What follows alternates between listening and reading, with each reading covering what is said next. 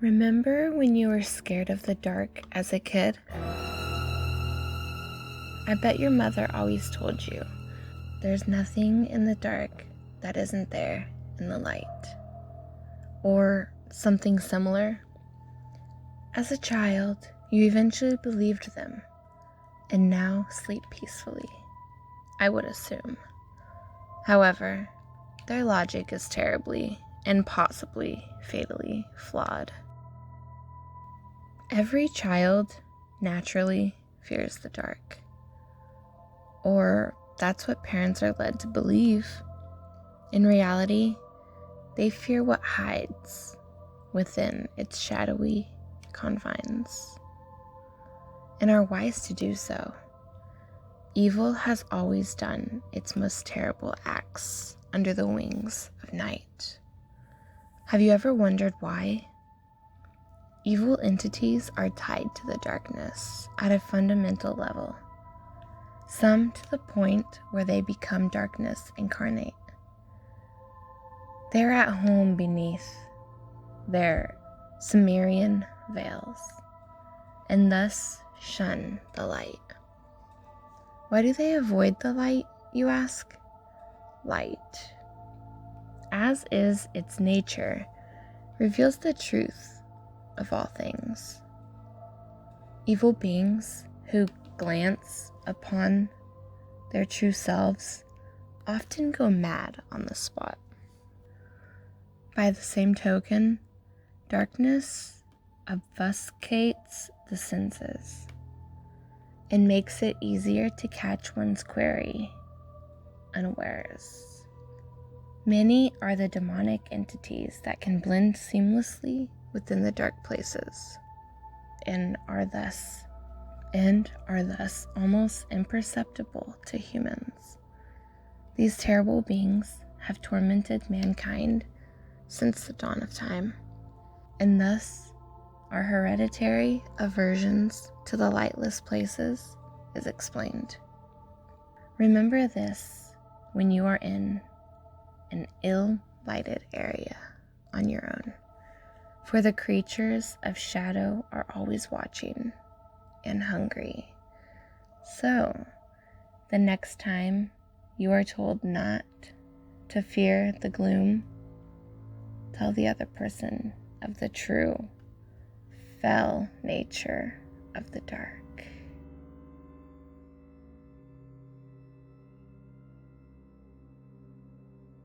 I awoke to the sounds of my mother in the kitchen. Groggily, I swung my legs out from under the covers and got dressed in jean shorts and a simple white t-shirt. Then I grabbed a white cloth off my dresser. It was a bandana that I had found earlier in the year, in January. It was in a box at a yard sale labeled, "Do not wear in sunlight." A funny joke, I thought. I took it to the lady running the sale. She was old and frail. She stared at me. "Don't wear that in the sun." I laughed and bought it anyway. I put it on my head and tied it in the back. I'd never worn it before. As I walked into the kitchen, my mother said to me, "Darling, can you go out to the shed and get the hedge clippers? I need you to trim the holly bushes out front." I agreed to do what she asked. After all, she was my mom. So I strolled down to the cobblestone path behind our house towards the shed. As I neared that old shed, I noticed how hot it was outside. It was so hot outside that the heat was coming off of the surface of the shed in waves. I pushed open the door. "Ow!" I exclaimed. The sizzling door blistered my hand. I shook it off and went inside. Oh, it was sweltering. I immediately broke into a sweat. The drops rolled off my nose and onto the dirt floor of the shed. I wanted to quickly find the hedge clippers. As I dug around in a toolbox, the sweat on my face started to blur my vision. I wiped my brow and was surprised to find that the sweat didn't come off.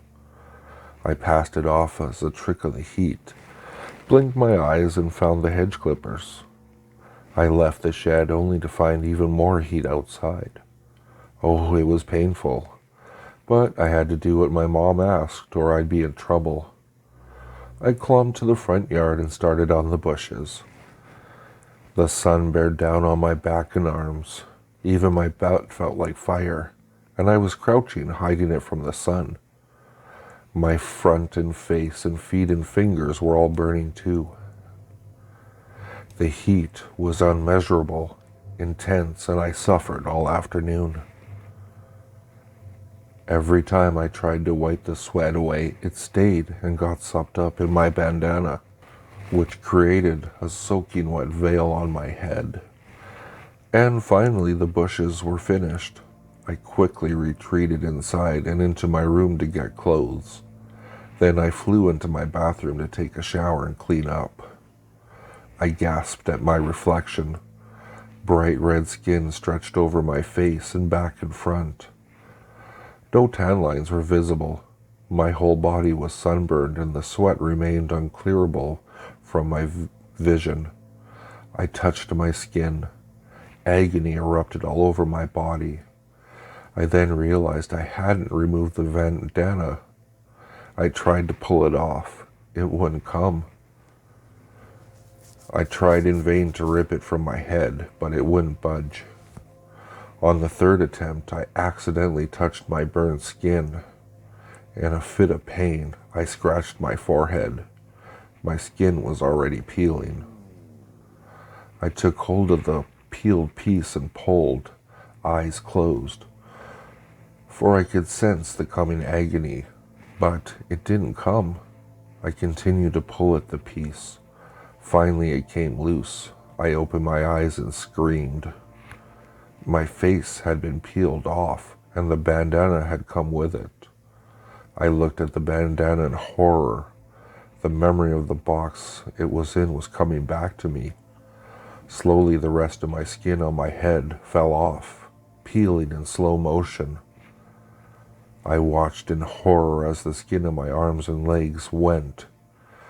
Just as my eyes burned, bloodshot, were about to fall out, I noticed a brownish smeared words on that bandana, written in blood and sweat.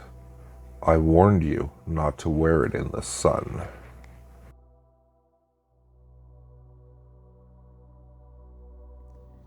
A young man and his new bride were honeymooning in Paris. They were having a wonderful time when she decided to see if he truly loved her. She asked him if he would love her even if she wasn't beautiful.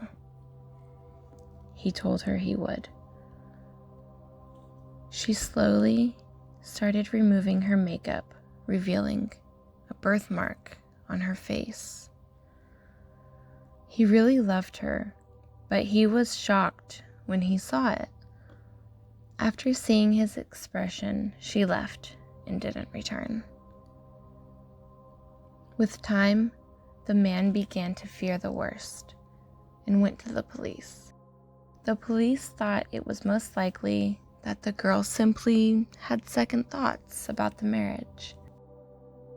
But they checked it out anyway and found no evidence of foul play. As weeks turned into months, the man finally gave up on finding his beautiful wife, and his life fell into shambles. He was so filled with grief. Unable to hold a job or go on with his life, he took to wandering the world, looking for anything that might ease his pain. Years later, in Bomeo, he came upon a freak show in an old, shabby building. He went in on a whim. In the last filthy cage, he saw a twisted, scarred, and mutilated woman rocking back and forth and groaning strange, animal-like noises. He screamed as he recognized the birthmark on his wife's face.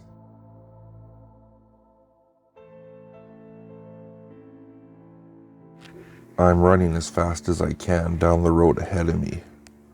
It's a long gravel road. As far as the eye can see, there is no end. I'm in heels. I've tripped and stumbled and nearly fallen countless times. But I can't risk stopping long enough to take them off. I can hear them behind me, chasing me. There are 3 of them. They are tall and fast, and they're each wearing the same black robes and mask. I don't know why they're chasing me, and I don't remember how it all started. All I can remember is running. Suddenly I see another one, and he is coming towards me from the opposite direction. I begin to panic. I consider dashing into the trees on either side of the road, but surely I'd twist my ankle and be doomed. No, I must keep running. I must stay on this road and hope for the best. My heart thrashes wildly in my chest as I reach the figure, but he continues past me. A moment later, I hear screaming behind me, and I can't help but to turn and look. He's attacked them. All 3 of my pursuers are laying motionlessly on the ground, presumably dead. I see no weapon, so I'm clueless as to how he's done it. I have stopped running now, and I stare wide-eyed as the figure approaches me. "Thank you," I stammer nervously. The figure's breaths come loud and raspy through the hole at the mouth of their mask. We both stand for what seems like an eternity before they finally respond. "You wouldn't be thanking me if you knew what I look like." I'm surprised at the voice. It's female. I watch curiously and more than a little scared as the figure raises her hand up to take her mask and slowly remove it. I scream, "This person has my face!" Only it's beaten and mangled. She has 2 black eyes, a bloody broken nose, and a busted up lip. "What's going on here?" I cry. She stares blankly at me. "I couldn't let them do what they've done to the rest," she said. "It's time for you to return now." I open my mouth to demand a real answer, but then I start to feel very tired. I try to fight it, but I can't. I fall to the ground. I'm in a hospital bed when I wake up. I moan in pain because my head feels like it's splitting open, and my parents rush to my side. I hadn't noticed them. "Sweetie, are you okay?" my mother asks, taking my hand in hers and kissing me on the cheek. I shut my eyes and try to remember what happened. I'd been watching the news. There was an interesting story going that people were mysteriously dying in their sleep. Not unusual for the elderly, but these people were my age. Autopsies repeatedly revealed that the victims were perfectly healthy. I must have fallen asleep, but that dream, it felt so real, so eerie. "Yeah, Mom, I'm fine," I answer. "What happened?" My mother looks at my father as to ask him if he wants to take over. He shakes his head. "No one really knows, dear," she tells me. "You weren't answering my calls, so I got worried. I rushed over and used the spare key above the door to let myself in. I found you unconscious on your couch. You were holding this." She reaches into her purse and pulls out a mask. The mask from my dream.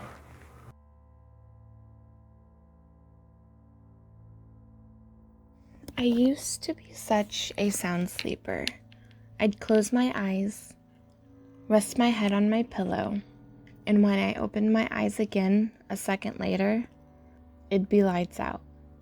That's how it used to be, at least. A week ago, as I was about to get into bed, I heard a loud noise from downstairs.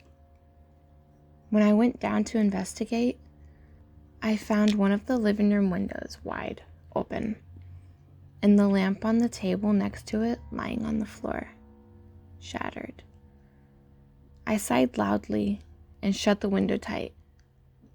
I got a dustpan and brush, cleaned up most of what was left of the lamp, and threw it in the trash. I was exhausted by this point, so I groggily walked back up the stairs, into my bedroom, and into bed. The warmth of the bed was comforting. I was completely relaxed. That's why I was so curious as to why I couldn't fall asleep.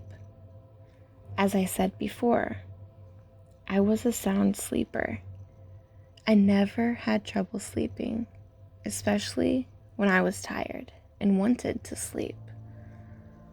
So what was eating at me in the back of my mind, keeping me awake?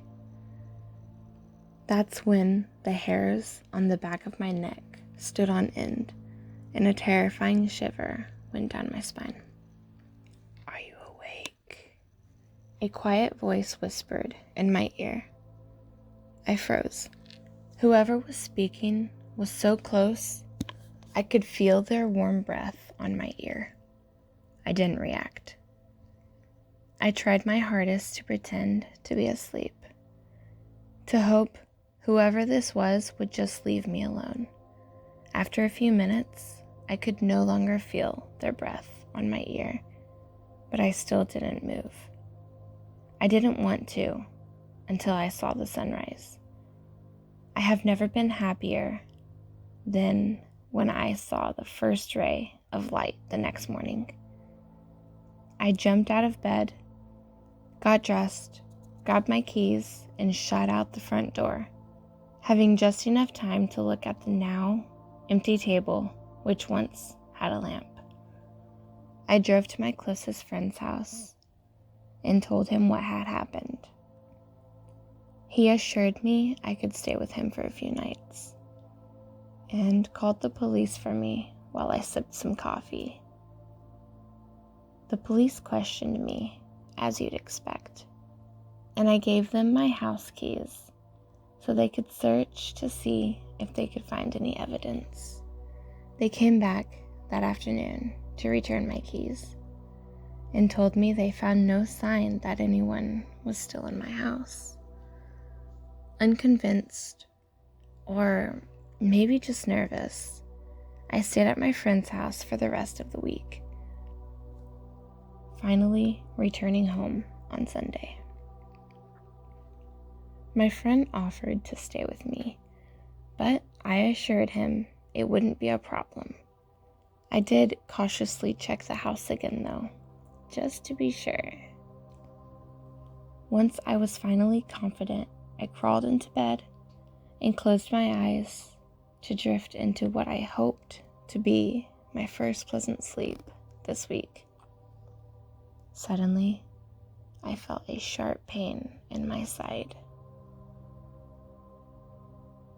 I reached down to see what was wrong and found my hands covered in blood. "I guess you were awake," the voice whispered.